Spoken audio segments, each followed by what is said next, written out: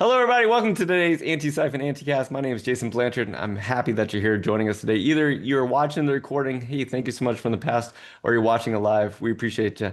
If you're not in Discord, you can always join us in discord.gg/BHIS and then participate. And today at the end, if you stick around, we'll have a CTF that we announced that has prizes. It's a free CTF that Alyssa and Kaitlyn came up with, and so we'll do that. So joining us today are Kaitlyn and Alyssa Snow. Nope.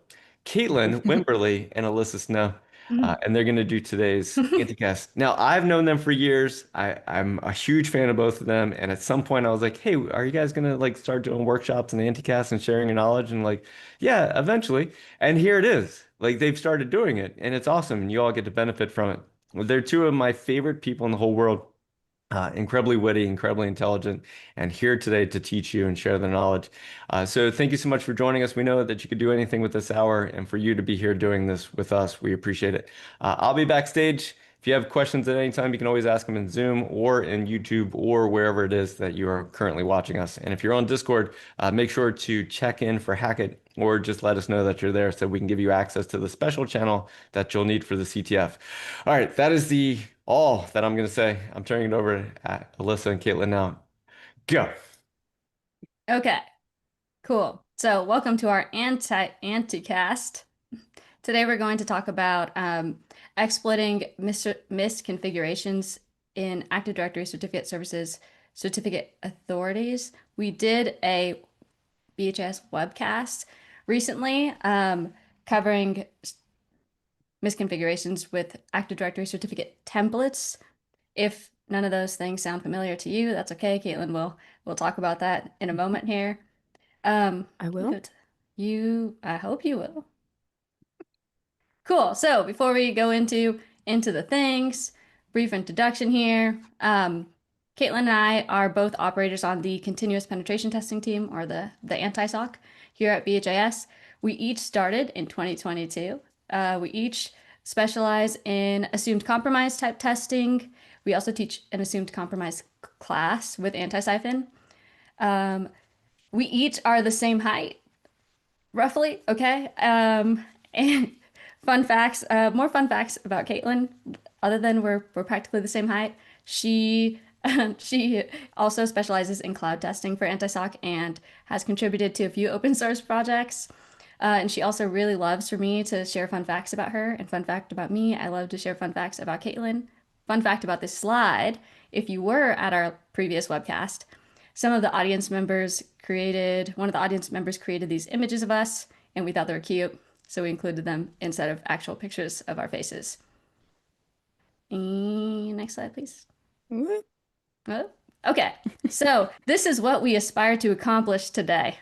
There is a lot of ground to cover, and if we do not get through all of it, you will have it in the slides. But we think we're gonna get through it, okay? So we're gonna cover four privilege escalation techniques, and then how to detect each of those techniques and how to remediate those issues. Kaitlyn will talk about Active Directory certificate services, and then we're going to go into relay attacks. Sorry, I realized that I did look like I queued you, and that would have been way better than what I did. Then we're going to talk about some dangerous configurations, missing security extensions, overly permissive certificate authority access controls, and then we'll open up for Q&A and CTF stuff. That would have been a way. No? This is the cue. All right, so today we're talking about ADCS stuff, and if you don't know what ADCS is, it is the Active Directory internal public key infrastructure service. So it's ties into Active Directory, so you can establish certificate authorities, and then those certificate authorities allow certificates to be issued, and those certificates can have a lot of different purposes. So we see a lot of ADCS misconfigurations whenever we're doing our testing at BHIS, and a lot of times these will end up being critical findings. So we will start as a standard unprivileged user, and then these misconfigurations will allow us to hop up to domain admin with a single command. So these misconfigurations are a big deal. ADCS is a big deal. Originally, there were 8 escalation techniques that were reported in 2021, and now we're up to 16. And that is not including vulnerabilities that don't have an ESC number. So there's a lot going on with ADCS. So 2 of the main aspects of ADCS are certificates and templates. So a certificate is a file, and it is issued and digitally signed by a certificate authority. So this is similar to like the SSL certificates that you will get like on a website in a browser for HTTPS. And it asserts that this entity is who it says it is. And they can be used for a lot of different things. They can be used for authentication, for identification, like I just said. They can be used for encrypting communications and to sign things like code or other certificates. And they'll include details like the CA that issued them, the template that was used to generate them, which we'll get to templates in a second, and the validity period, so how long it lasts, and then the different usages that you can have for them. So a template is an object that's stored in Active Directory, and it defines the policies for different types of certificates. So it's kind of like, think of like a blueprint for a building. So your template is your blueprint, and then the certificate is the building that is made based off of that template. So the template is going to include the usages that this type of certificate can be used for. It's going to include the entities that are allowed to enroll in that certificate, the validity period, the principals that are allowed to edit the template, and then things like how the subject of the template is set. Is it an automatic thing? Can the person enrolling set the subject? And cryptographic settings as well. So this is our lab environment, and this is what we're going to be using for the demos that we show later on. So this is giving you some context. And this is the same lab environment that we use in our assumed compromise course. So if you look on the left, we've got that attacker machine, and this is an external Linux machine, and we are SSHing into the environment to our foothold Linux machine, that Nix01 machine, with just like an SSH dynamic port forward. And then inside of the environment, aside from that Linux foothold machine, we have a Windows workstation, that WSO5 at the bottom. And then on the right, we have our domain controller, that DC01. And the server that is our domain controller is also going to be the server that our certificate authority is on. So usually in like a real environment, the certificate authority will be on a different server from the domain controller, but for the sake of simplicity for this lab environment, they're just on the same server. Okay, so the first misconfiguration that we're going to talk about is ESC8, and ESC8 takes advantage of insecure web enrollment endpoints. So there's a web enrollment endpoint, and you can go to it in a browser and you can say, hey, I want a certificate, click your links, log in, get a certificate. And there are ways that web enrollment can be misconfigured that allows them to be targeted by relay attacks. So on the left here, you can see this is that web page, the web enrollment page that I was talking about. And you can see that you can request a certificate, view your status, download your certificates. So this has to be enabled for ESC8 to be vulnerable. And the request disposition for the CA has to be set to issue, which means that whenever you request a certificate, it automatically gets issued if it's approved.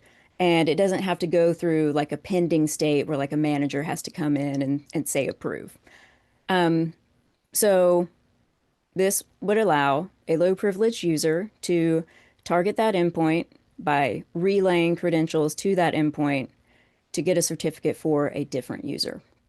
And there are other endpoints that can be targeted as well. There's certificate enrollment service, the network device enrollment service.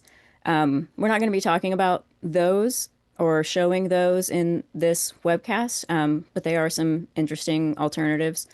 And another important thing to note is that HTTP is vulnerable, and HTTPS can be vulnerable if channel binding is not enforced.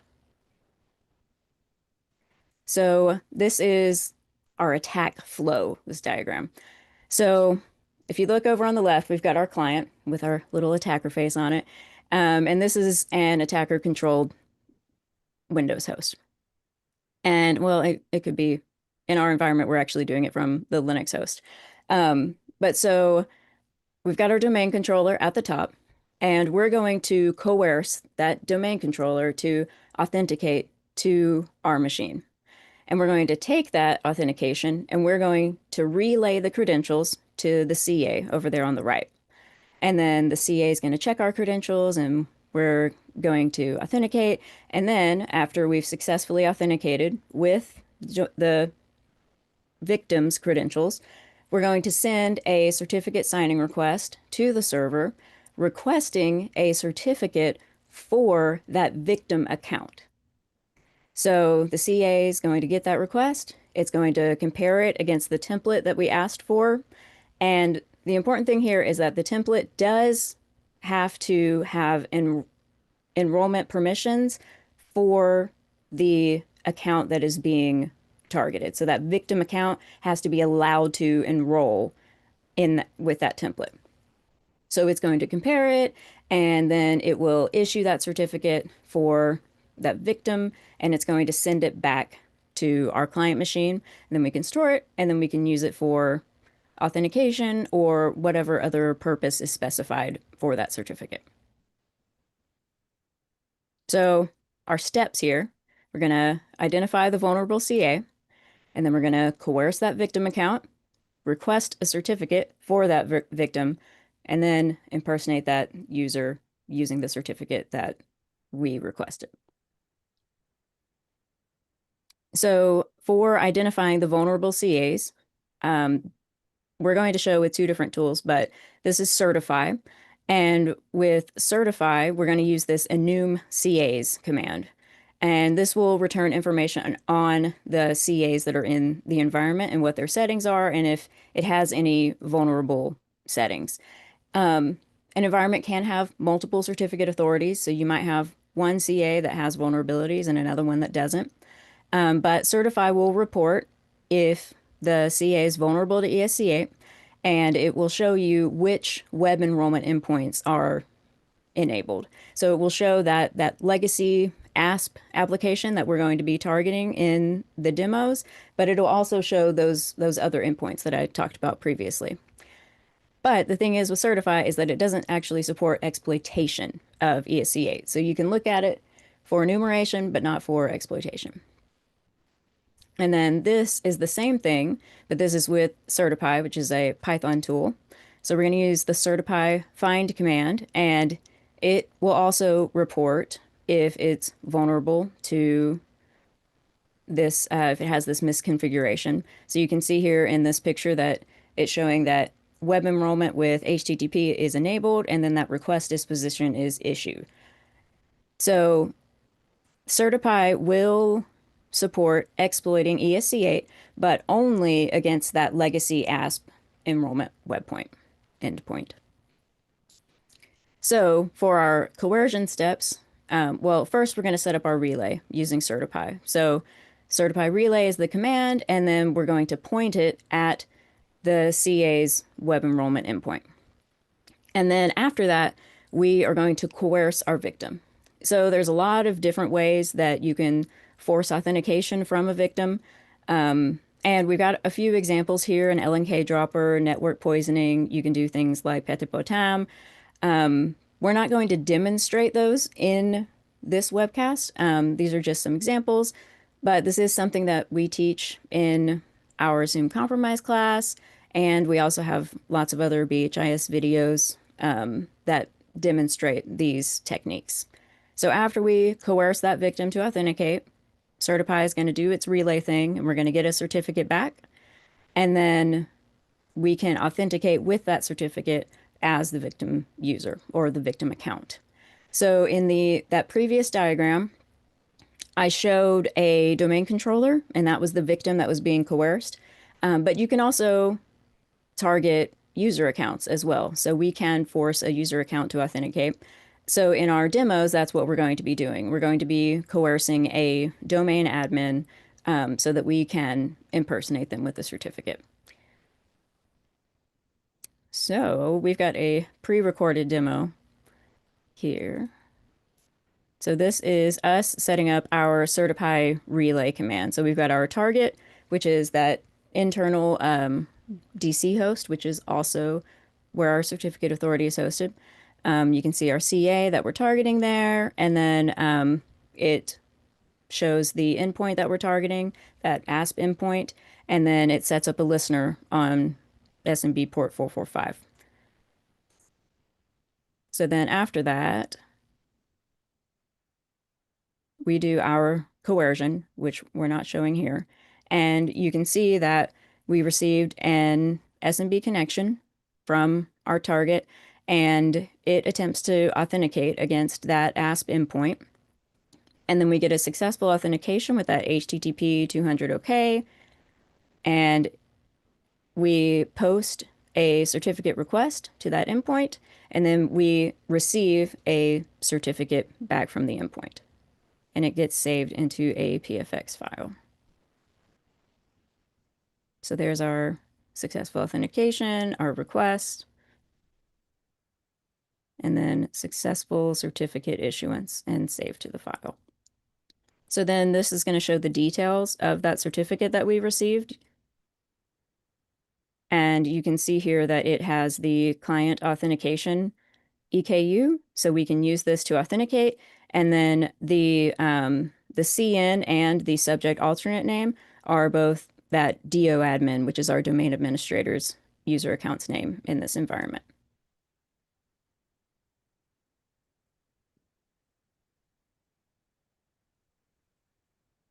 All right.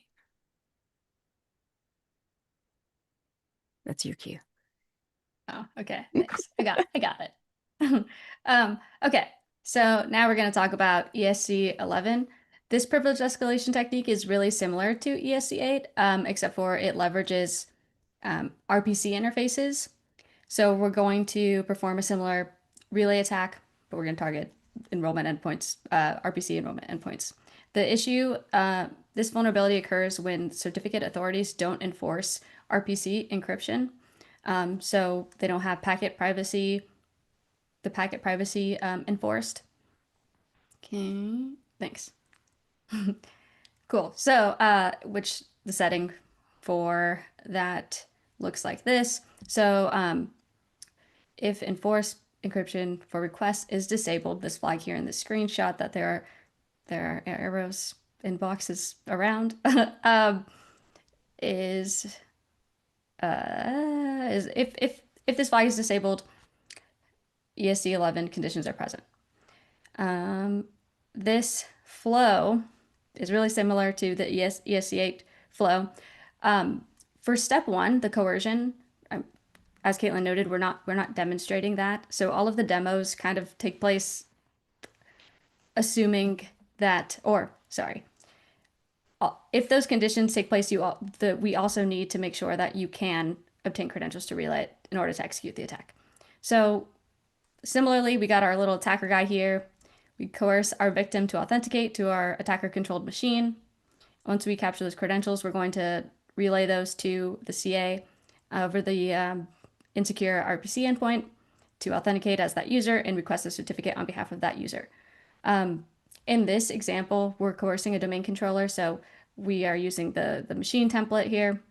And then so long as the request meets the template requirements, we'll receive a certificate on behalf of our victim account that we can use to authenticate as that account. So similarly, brief overview of the steps of this attack. We're going to find a vulnerable CA. We're going to coerce a victim to authenticate to us. and then receive their credentials, request a certificate on behalf of that victim, and then we can use that certificate to impersonate that user. In order to identify these conditions, you can use certify, the enuncia's command similar to before. Matter of fact, all of the reconnaissance portions we are using for certify we are using the enuncia's command, and for certify we're going to use the find command. But we can see here the RPC request encryption flag is disabled, and then it tells us that ESC11 conditions are present. Okay, so this is what the vulnerable output looks like, or this is how you identify a vulnerable CA with certify. Similarly, it says the enforce encryption for requests setting is disabled. And then these are the commands that we're going to use to execute this attack. Really similar to the ESC8 attack. The only difference really is that we're specifying RPC instead of HTTP. Okay, cool. So we'll demo that real quick. Ooh. Oh, not that quick though. Okay, so we set up our relay server with certify. Wow, Kaitlyn. Sorry. Oh, good. Thank you.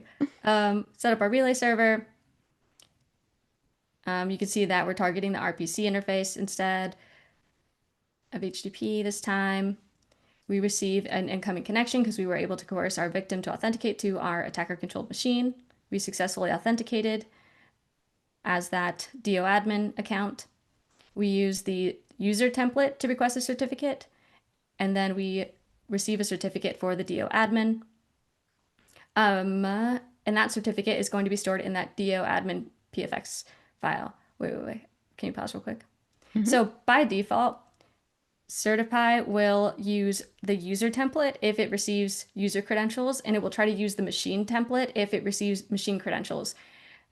That's just how certify works by default. If you want to use another template, or if those templates are not enabled in your environment, you'll need to specify a template, and you'll just do that by using the template flag. Cool. So we'll look at the details for our certificate that we just got. And we see that this certificate can be used for client authentication, and the subject UPN is the domain administrator account. All right, so if we want to be able to identify if these attacks are happening in the environment, this is how we're going to do it. But first, you're going to have to enable logging on the CA because logging is not enabled by default.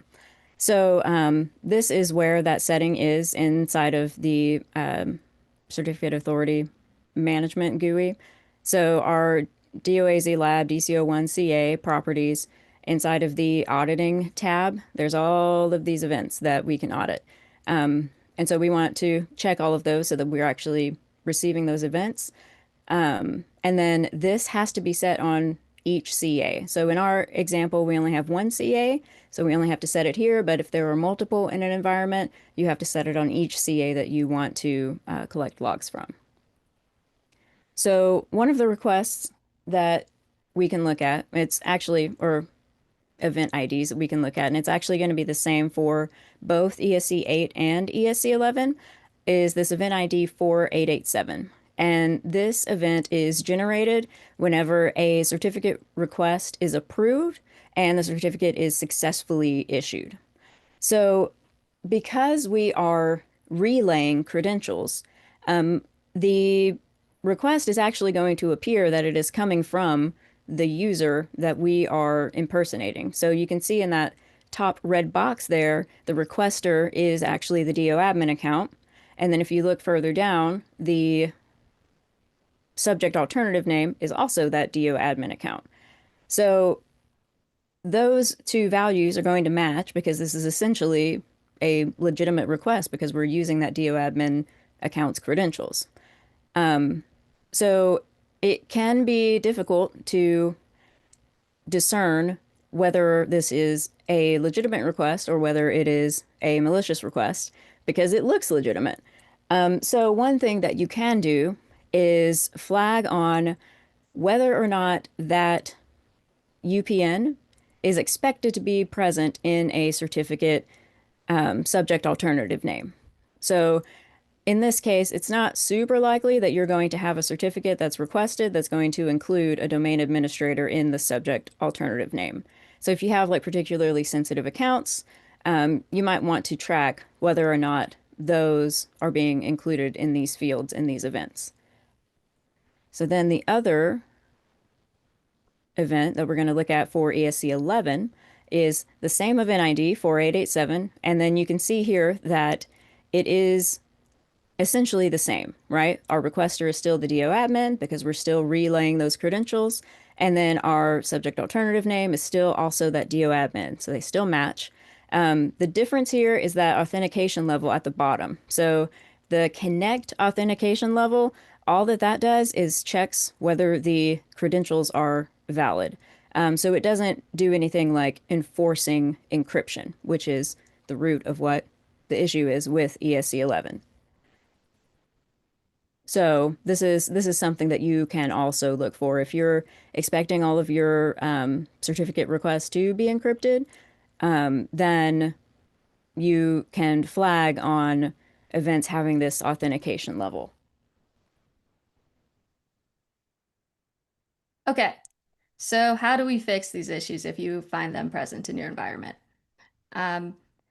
We'll walk through a few of these here, but summary. It's really important to revoke the certificates that are generated during privilege escalation activity. So if let's say you find suspicious certificates, you detected something suspicious, you want to revoke those certificates. You can do that by grabbing the request ID, and I'll show you how to revoke in the next slide in a moment. As a tester, it's really important when you're doing this privilege escalation activity to document your request ID or the SID that's coming out of those requests. So that way you can help your client remove those certificates. And I went back to this slide because you can actually see the request ID in this event log there. Cool, thank you. Ensure that encryption is enforced for RPC. Disable unused features. So if you are not using web enrollment, then you can just disable it to ensure that you're not vulnerable to the ESC8 conditions. Disable NTLM authentication where applicable, if applicable, and enable extended protection for authentication. So ensure that you have HTTPS and channel binding enabled, or encryption and channel binding enabled. So we talked about revoking the certificate. It's important to ensure that you revoke the certificates because if we take a look at the certificate effective date and expiration date, the certificate that is in this screenshot will be valid until September of 2026 unless revoked. Meaning, if we roll the password for that account, it's not going to revoke access to that account. The certificate is going to be valid for as long as the validity period is. The most common validity periods that we see are like a year to 5 years, but I've seen up to 10 years and it's not totally uncommon. I've seen it in several environments. So you want to make sure that you're revoking the certificates generated through this activity. Next slide, please. So packet privacy. You can set the enforce encryption flag here, this command, and you can disable web enrollment in the UI as well, but this is a PowerShell command to disable the web enrollment feature. If you are unsure if you should or can, if it's practical to disable web enrollment, you can look at your logs to see how frequently that service is used and how the service is used to determine whether or not it's practical to disable that service. And that's located here in this in your IIS logs.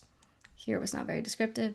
Apologies. All right, so disable NTLM on your IIS service. So you can change your authentication, the authentication accepted in the IIS manager, like this. It's important to note that even if you disable NTLM authentication, it may be possible to execute these attacks with Kerberos relay attack, right? Am I right? Okay, cool. So, so that's something that's worth noting.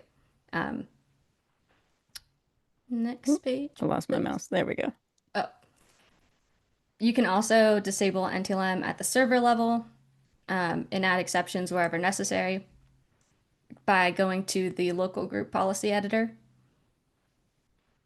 And okay, extended EPA. In the IIS manager, you can also set EPA. EPA, a prerequisite for EPA is HTTPS. So in order for it to work properly, you need to make sure that you have HTTPS configured first, required first. All right, so our next vulnerabilities that we're going to talk about are ESC 6 and ESC 16. And we're talking about them at the same time because you have to have both of them. So ESC 6 is a vulnerability where there's a flag enabled on the CA that allows the requester to specify the subject of the certificate, or the subject alternative name of the certificate. So this is very similar to ESC1, where that setting is defined at the template level, but this is across the entire certificate authority. So any template that is enabled on that certificate authority will essentially have that enrollee supplies subject flag, except it's set at the CA level. So even if your user, or even if that template doesn't have that flag, users can still supply the subject. Now, this particular vulnerability was patched because there are some protections that are being put into place that require the identity of the requester and the identity that is in the certificate to match. So because of this, we have to combine ESC 6 with another vulnerability, ESC 16. And so what ESC 16 does is it removes a security extension from the templates that are issued that is required to verify that identity match. So that SID security extension is going to embed the SID of the requester into the certificate, which is then used by certificate mapping requirements for authentication. So you can see here, these are the two settings that are required. So at the top, you can see this flag for the attribute subject alternate name. And then at the bottom, you can see that extension, which that OID is the OID for the SID extension, is added to the disable extension list, meaning that extension is disabled. So our steps for ESC 6 and ESC 16, we're going to identify a vulnerable CA, and then we're going to escalate privileges. So essentially, whenever you combine these two vulnerabilities, you're creating an ESC1 attack flow possibility. Oh, I lost my mouse again. All right. So as I was talking about before, there are these requirements for authentication where your SID and your identity have to match.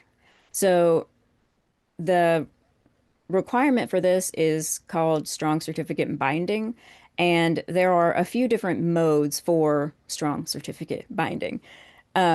So originally, whenever this patch was put out, the domain controllers were operating in compatibility mode. And so that allowed these certificates that had a mismatch between the identities to still be issued and be used for authentication, but they would log warnings.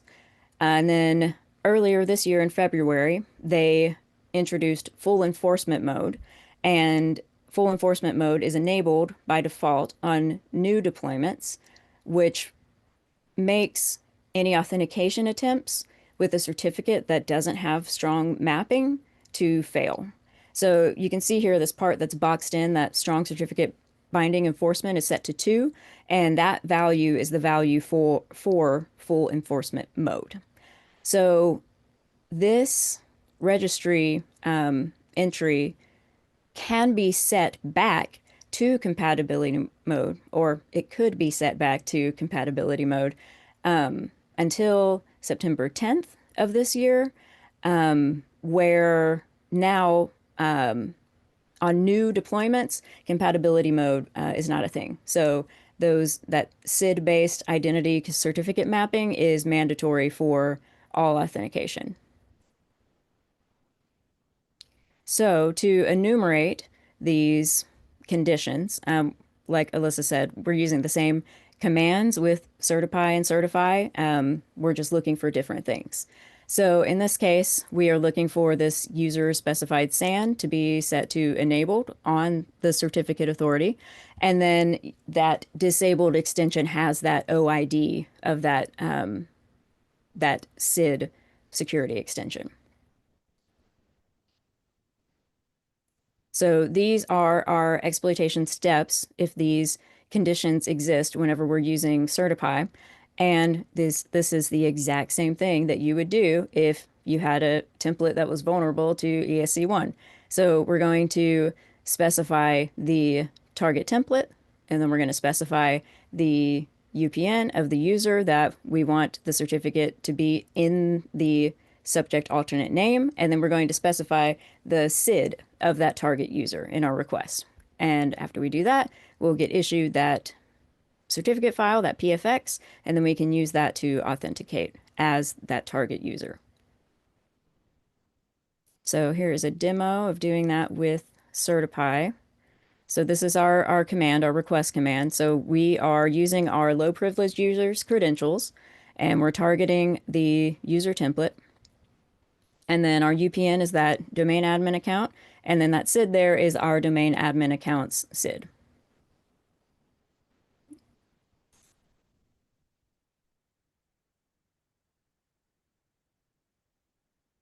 Oop. All right, so then you can see here that it requested the certificate. It was successfully requested. And we got the certificate with that DOAdmin UPN, and the SID matches that DOAdmin SID in that certificate. So we can use this for authentication. So then we can also enumerate and exploit this combination of vulnerabilities with certify as well.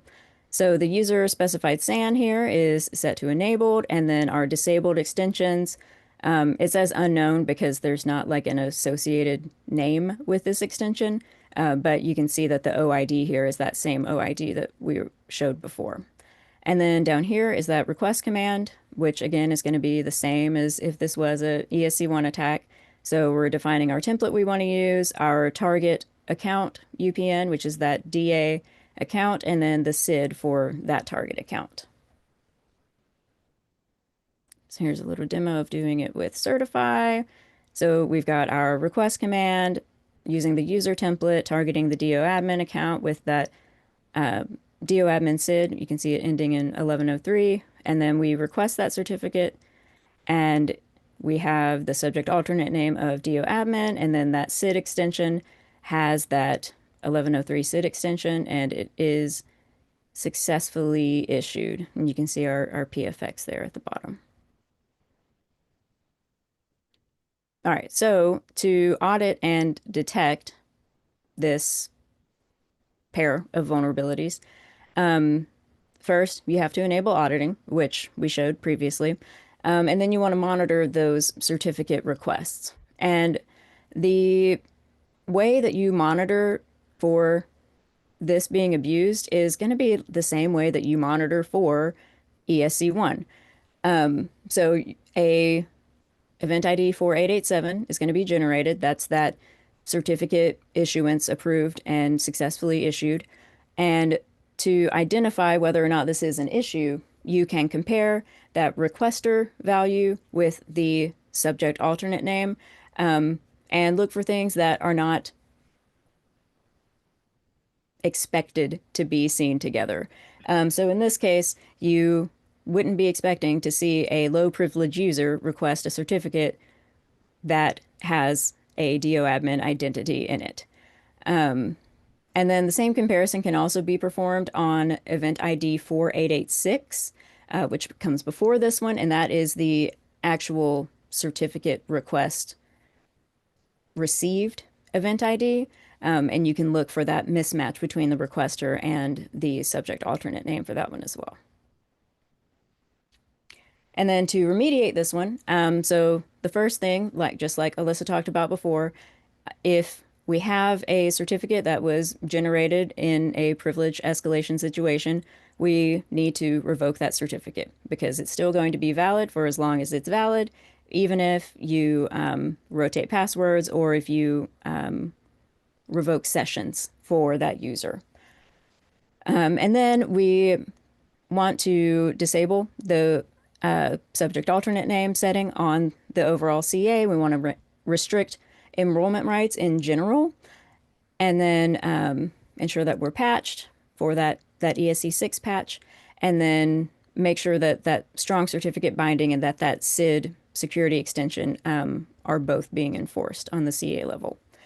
So this here is showing how to disable that subject alternate name flag. So this is essentially the same thing as that command that we showed earlier, except instead of adding that flag to the disabled attributes, no, I'm sorry, this is backwards. Here we are removing the subject alternate name one. So once this is removed, then for a requester to provide the subject alternate name, it has to be set at the template level rather than across the entire CA. And then here is where we're doing the opposite of what we did before. So before, where we were showing to make this vulnerable, you're adding that SID extension to the disabled list. Here, we're removing that extension from the disabled list so that it will be included in certificate issuances. And then, of course, we want to make sure that our strong mapping is set to 2. So if you're using like an older deployment where it's not on by default or enforced by default, then you can update this value to 2 to make sure that it is always enforced. And then another thing that we can do is set these enrollment permissions as well and requesting certificate permissions. So on the left, you can see the template permissions. So this is showing the authenticated users permissions. And there is this at the bottom of the section that's boxed in, there's the enrollment permissions. So if a certificate shouldn't be able to be generated by all authenticated users, then you would disable that enrollment ability. And you want to apply enrollment rights as like granularly as possible to only those principals that actually require enrollment rights. My cue. Your cue. Great. Okay. So ESC 7 takes advantage of overly permissive access controls to the certificate authority. So the main permission that matters in this scenario is the certificate authority manager. It's going to sound confusing. There's certificate authority manager, and then there is certificate manager. The certificate authority manager can manage the certificate authority. And the certificate manager can manipulate certificates. This is an overview. So I think it's important to note that ESC 7, there's a ton of things you can do with ESC 7, and we are showing one attack path.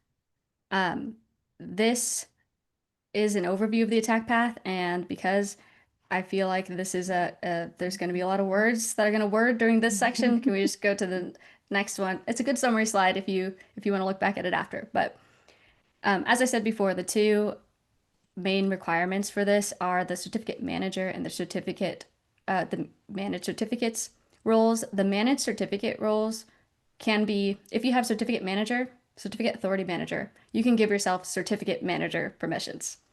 Wait, I'm not ready. I'm sorry. We need a more subtle cue. We need a more subtle, more obvious cue, actually, Wink, maybe. wink. Okay. So um this is this is the certify output. We use that find command that we used a couple times before. And we see that for this certificate authority, our low priv user has the managed CA permissions.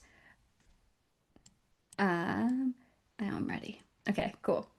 This is the certify output to find the same thing. So similarly, we see that our low priv user has managed CA permissions here.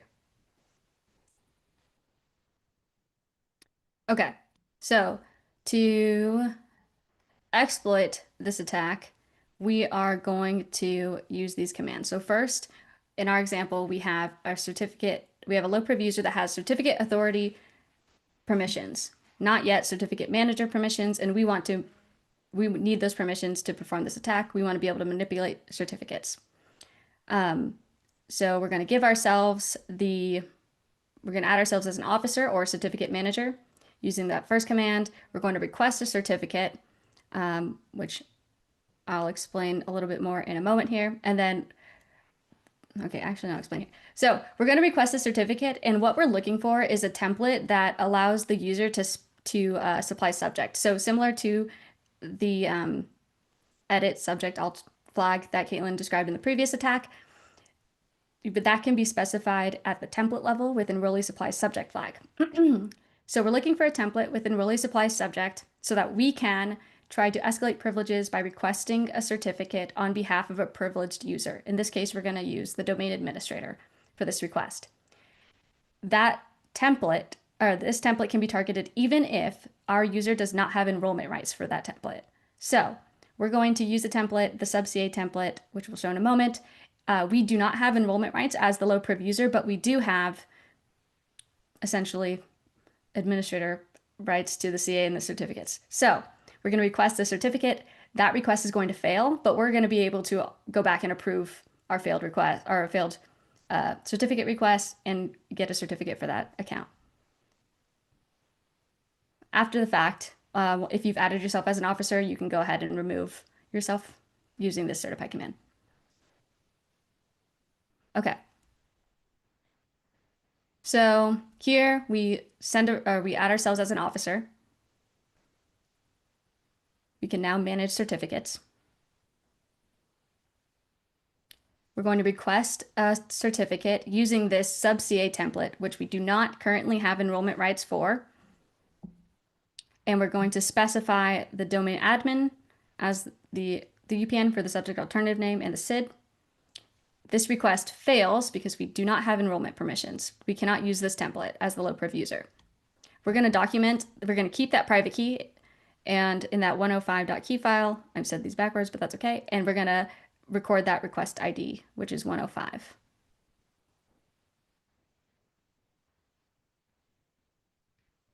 Next, we're going to issue our failed request. So since we have certificate manager permissions, we can approve of that failed request by specifying the request ID. So now we've successfully issued our certificate, and we can request that certificate or retrieve that certificate by using the request command and passing retrieve. Oops, that's all right. We can retrieve our certificate that we just approved of, and we can see that we got a certificate for the domain administrator. And then we can authenticate as the domain administrator with that certificate, which is what we're doing here with this certify auth command.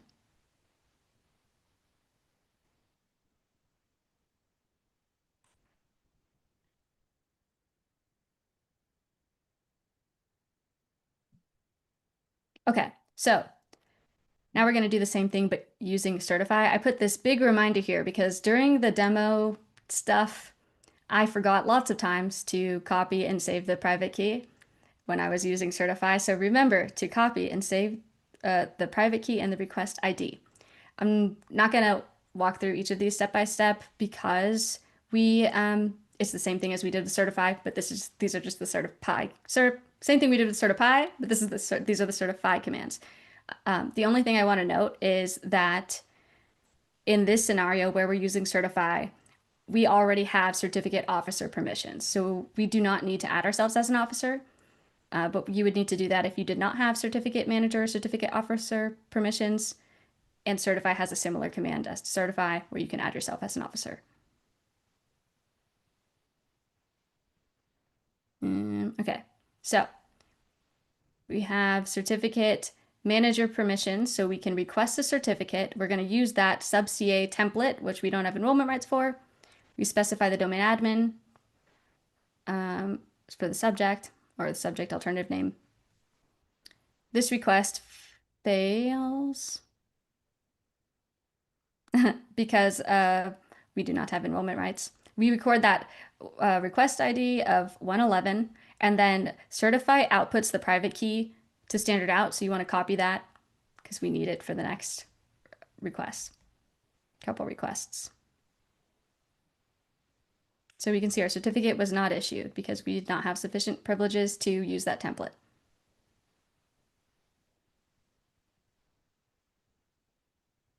So I'm copying the private key here and I'm putting it in an environment variable because it's long. Now we're going to use the manage CA command to issue that failed request by specifying the ID. You can see that it was successful. And then next we're going to download that certificate. We're going to pass the ID and then that private key that we saved into an environment variable.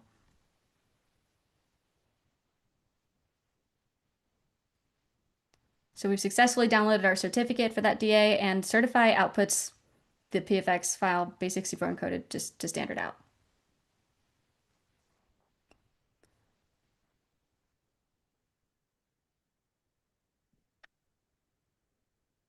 Okay, so to audit and detect for ESC7, there's a lot that you can do because this ESC7 is essentially like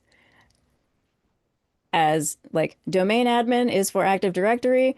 This is for a certificate authority.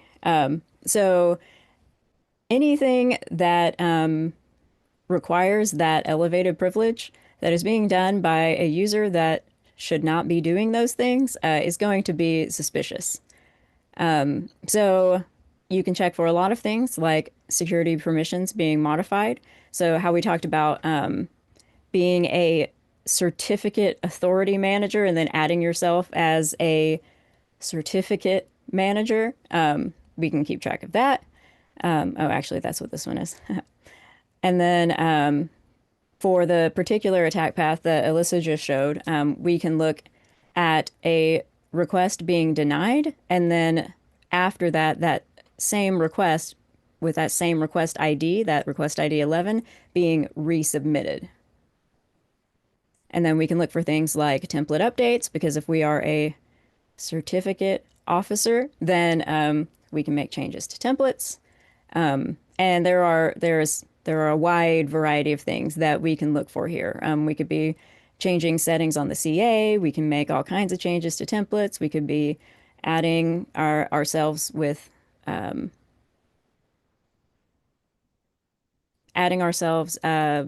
to the principals that can do things.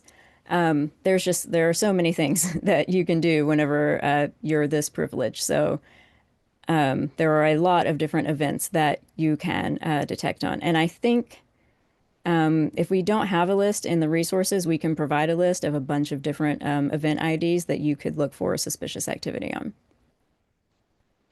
And then for remediation for this issue, it's pretty simple. Just enforce the principle of least privilege.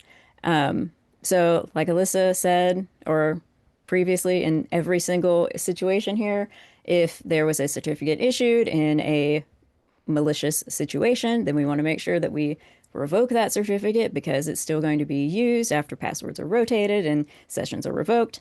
And then we just want to restrict that manage CA and the manage certificates permission.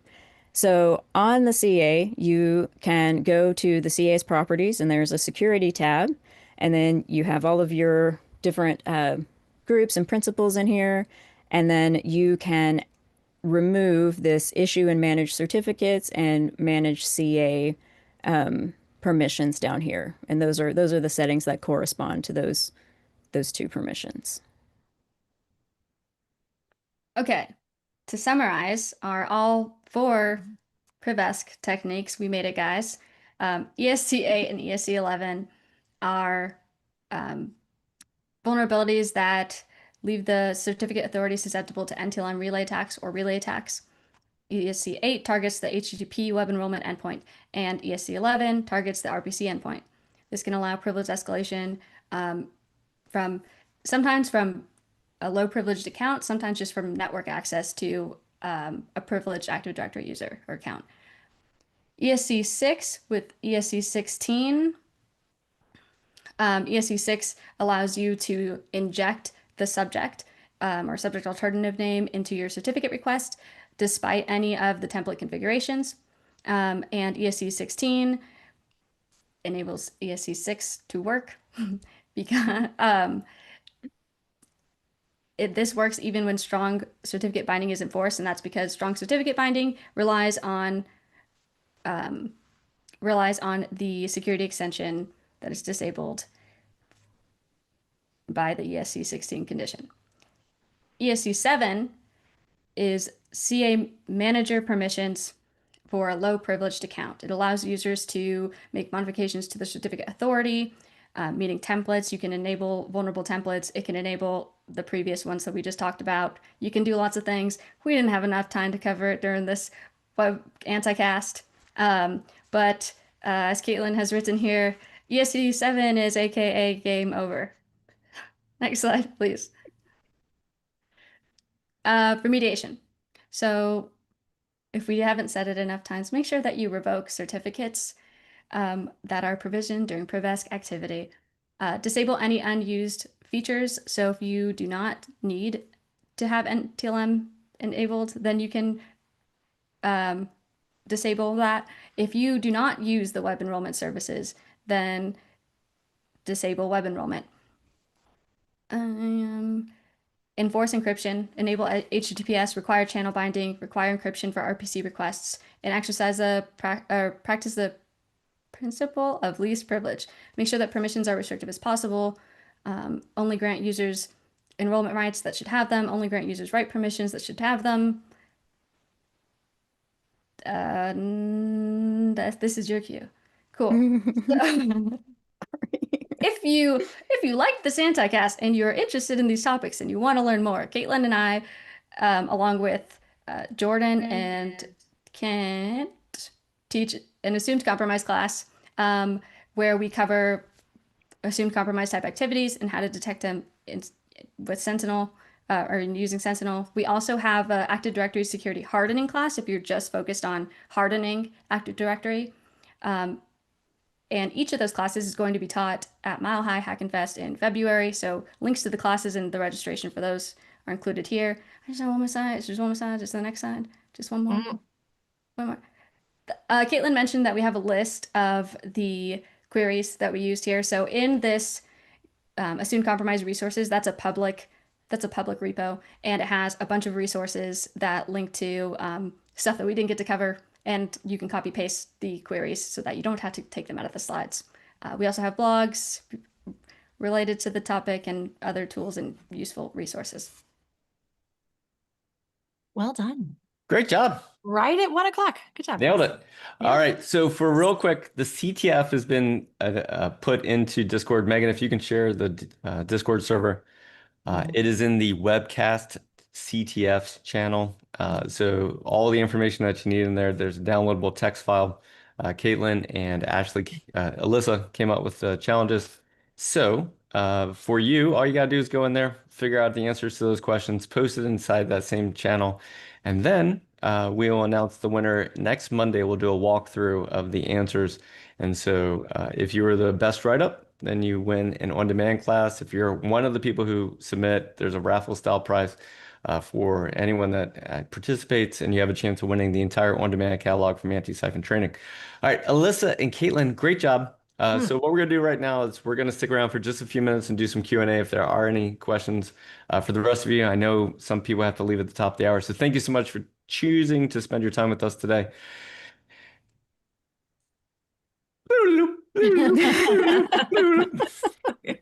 All right. Kaitlyn, Alyssa, great job. I was Yes, well listening done, in. guys. Wasn't You did a quite great sure all the answers. Did you learn how to not blink? No, I didn't blink the whole time. I still have eye strain from pre-show banter. Okay, so the recording, I just got a question. When's the recording available? Pretty much as soon as this is over, there'll be a recording on YouTube. Then we're going to cut off the pre-show banter and stuff, but most likely within the next 24 hours, the recording will be available for anyone to have access to. All right. And Kaitlyn and Alyssa, I normally ask people, what are your final thoughts? So I'm going to ask you to sum up, if you could sum up everything into one final thought, what would it be? So Kaitlyn, you're first. If you could sum up this whole webcast in one final thought, what would it be? Audit your ADCS for misconfigurations. Okay. And then Alyssa, what would your final thoughts be? Practice the principle of least privilege. Okay. All right. So I have my first question. I ask all pen testers, if you've been here before in the past, you may have been asked this question before, but it's always good to ask it again. And if you've never asked this question, sometimes it creates like one of those, you got to go for a long walk and then like really think about what your life is like afterwards. So, Alyssa, I'll ask you first.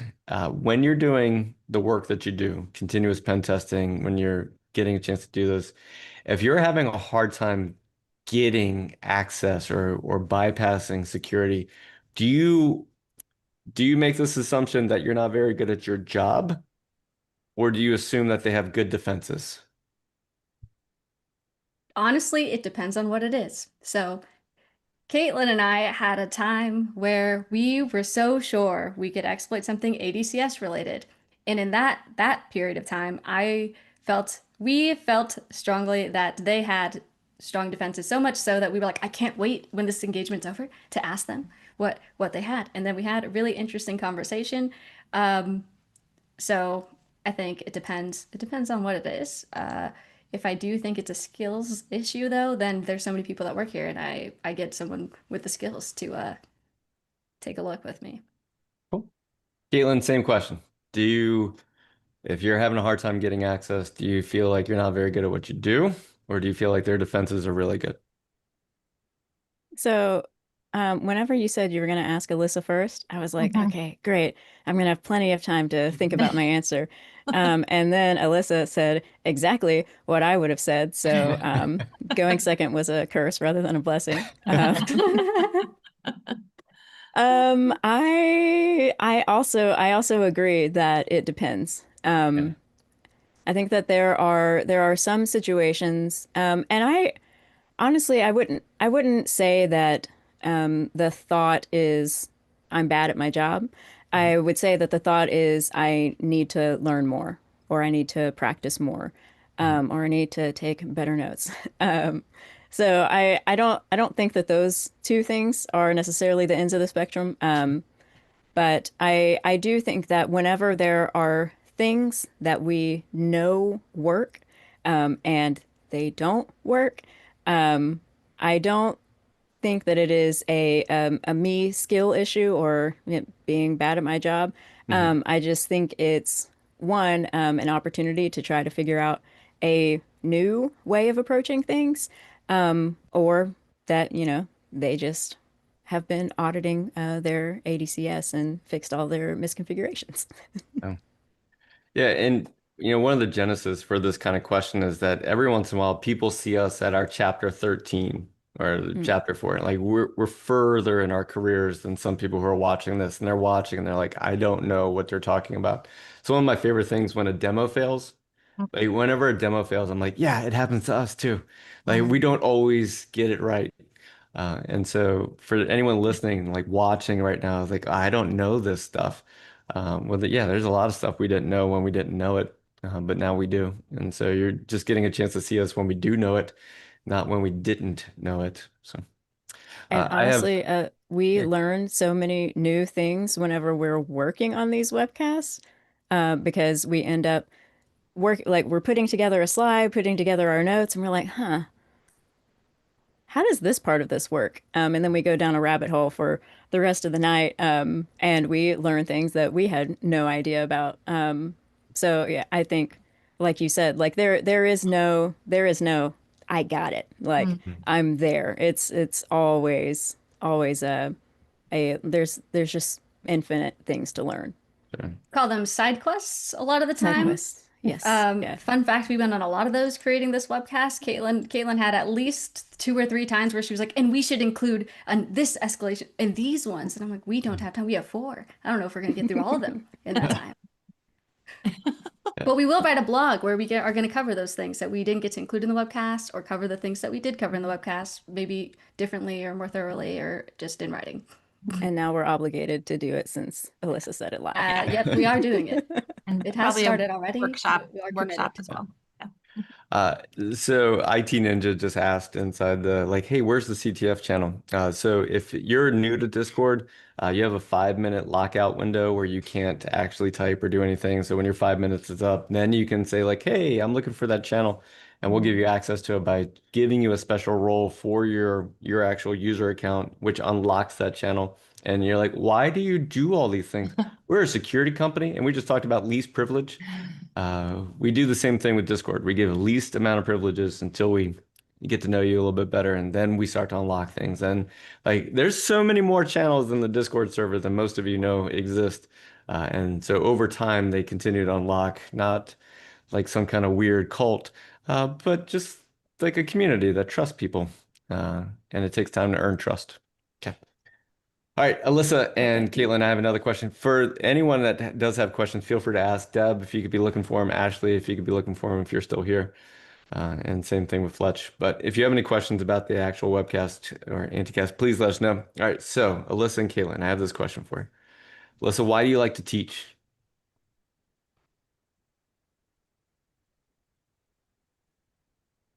I like to teach because I like to learn, honestly. I'm selfish, okay? It gives me reason to learn things, okay? When people ask me a question, Kaitlyn does this all the time. Ask me a question about how something works that I don't know about, then it's just more of an opportunity for us to go on that side quest and figure it out together. So that's why I like teaching. All right. Kaitlyn, same I'm- question. Why do you like to I teach? just heard that we need more side quests. That's Mhm. No, that's that's what I not took away from exactly that. what I said. Um, so I like teaching because I like nerding out with people. And there were some nights whenever Alyssa and I were on our side quests and we were learning about something, and then at one point we learned about a vulnerability, and Alyssa's eyes got so big, like so big. And I saw her eyes get big, and I was like, and we can do this with that, and those two things go together, and then we can exploit this. And we got so excited, and that's the kind of thing that I love. And I think it's even more exciting whenever you're passing knowledge along, like to somebody, because it's like, so, okay, I have a lot of kids, right? And one of my favorite things about babies is that moment whenever they first realize that they have hands. Mm-hmm. And it's like this magical moment where they're like, what is this? And I feel like teaching people is kind of like that. It's kind of like they're like, oh, there's so many like possibilities. And then whenever you teach people, they have different ideas about things. And then so you learn in the process, and then, they get the big nerd eyes and you're like, oh my gosh, you have a great idea. Yeah. So it's just fun and back and forth and shared learning, honestly. Like teaching is not just teaching, it is also learning. And not just learning in preparation, but also learning by teaching people who have different perspectives than you do. That was fantastic. That was fantastic. Yeah. Well done. Kaitlyn. Jeez. You're We're gonna teaching soundbite the people. heck out of that thing. Devin, are you listening? Devin, are you here? Craig, are you Craig. also here? Yeah. Yeah, we met All him right. last week. There was only one of him. Yeah. Disappointing. Ashley and Deb, did you see any questions come in from the community? Did not, but if we missed any, please just post them again and we will ask. Yeah. Alyssa and Kaitlyn, I know you have a training class coming up in Denver. Thank you so much for putting that together. Like I said, I love getting a chance to hang out with you both. Mhm. You two are my favorite people, and whenever we get a chance to do dinner or hang out, it's always fun. Mhm. The amount of banter that you two can create on your own, it's just fantastic. So, I'm It's a not compliment. seeing, That's a compliment. I'm not seeing any questions. Yeah, I think he answered them all. Yeah, we are giving away the anti-sock zine. Both of these people are from the anti-sock Mhm. part of Black Hills. And so if you don't know what the anti-sock is, it's where you hire us to essentially bypass your security for an entire year. Mhm. So if you want the full APT experience, you're like, hey, I would love to have an APT that I actually know and I trust, then you can hire us to be your own personal APT group. And so Kaitlyn and Alyssa are part of that team where they will spend all day long side questing your internal organization, just going for Exactly. everything they possibly can. Like, oh, and then they left this open, and they misconfigured this, and oh my God, are we sending in a lot of Jira tickets? So And then we can get a debrief with you guys, and then we can all have big nerd eyes, as Kaitlyn calls them. Big nerd eyes. Yeah, that's great. Look, David had the big nerd eyes whenever he was asking John about the transistors and the different companies, and That's we all got honestly, nerd eyes. I Yeah. wanted to say the same thing. I was like, it's the light bulb moment. You live for the Mhm. light bulb moment Yeah. because when the light bulb comes on, you get excited and they get excited and it's all worthwhile. Yeah, for sure. Yeah. So Deb, could you post the t-shirt image back in? A lot of Okay. people haven't seen it. And then Megan, if you could bring that up in on the screen. So for those of you that are solving the CTF challenges, we're gonna start having tiers like, hey, you solve 5, you solve 10, you solve 15, whatever. We haven't figured that out yet. That's how we kind of do things. We're like, hey, let's try this and let's figure it out. So those of you that are solving the challenges, we're going to start sending these shirts to you. And if you're a part of the Hack It program, we're going to send shirts to you and other prizes and rewards to you. And there's a person on our team named Daniel Wimberley, who's incredibly talented and gifted and creative. And Definitely he is not saying that because of Kaitlyn. My Oh, second no. favorite Wimberley, for sure. Yeah. It's Caitlin's Well, I brother. don't know. The kids, I don't Yeah. know. The kids Yeah. are so cute. I don't know. Yeah. Kids are very yeah. I did ask Kaitlyn to Yeah. pick her favorite earlier, and she would not.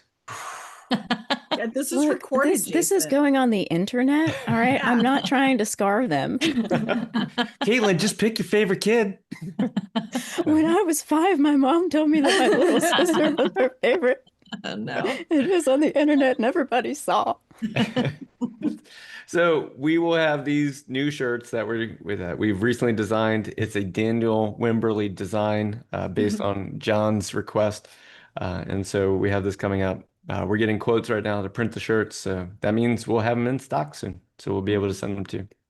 And Deb, I'm going to have you just wrap this whole thing up. So Deb, go ahead and finish this off. Well, I'm going to say the same thing I say every time is just thank you for spending time with us. There's so much noise out there and we're part of that. And you decided to keep showing up every week and we just really appreciate it. And we loved meeting so many of you last week in person. That was just the best. And we'd love to meet you in Denver next year. Dang, 2026. And that's it. We love you guys. Was it take care of yourself and each other? The Jerry Springer thing. Take care of yourself and each other. All right, I'm done. Kill it, Megan. Kill it. Kill it with fire.